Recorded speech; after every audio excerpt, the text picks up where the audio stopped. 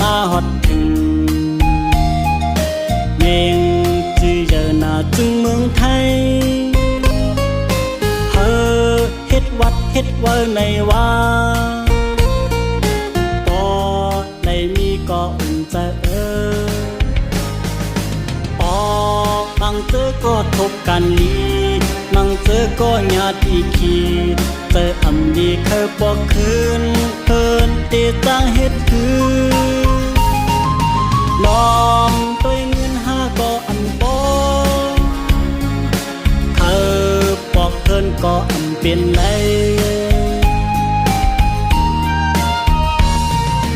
อำมีวัดก็ถึงสุขเตอ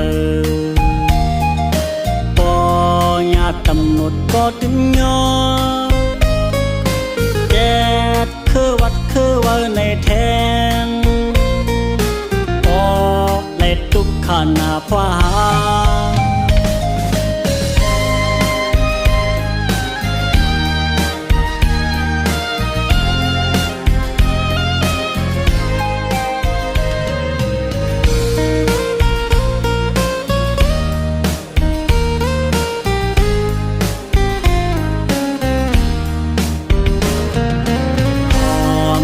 ก็เข้ามาลัดอู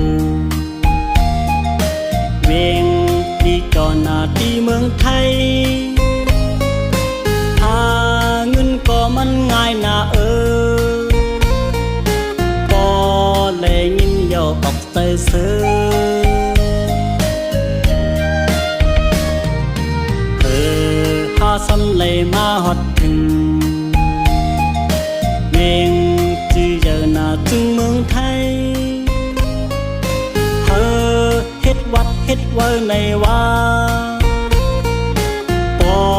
ได้มีก็อุ่นใจปอบางเจอก็ทบกันลีบางเจอก็ญาติขีเจออำดีเคยปอกคืนเพิ่นตีตั้งเฮ็ดคือลองตัวเงินหาก็อำปอเคยปอกเพิ่นก็อำเป็นไร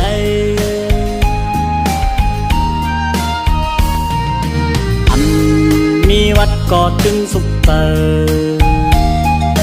ปอญาติกำหนดก็ถึงยอแกดคือวัดคือเวอร์ในแทน